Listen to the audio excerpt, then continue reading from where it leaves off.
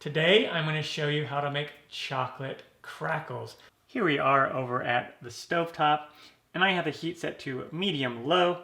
This is a half cup of butter, or 1 stick.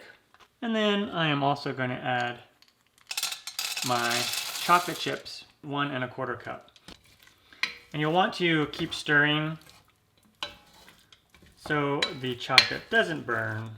So if you love chocolate and you love Rice Krispies or puffed rice or whatever, you will love this recipe. I want to add the desiccated coconut and then put in these Rice Krispies.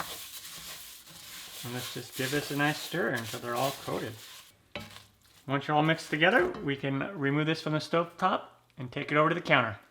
And we're going to just put them in a muffin pan lined with paper cups.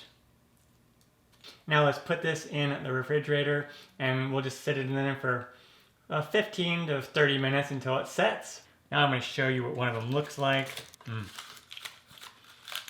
Just comes out of the paper cup, really easy.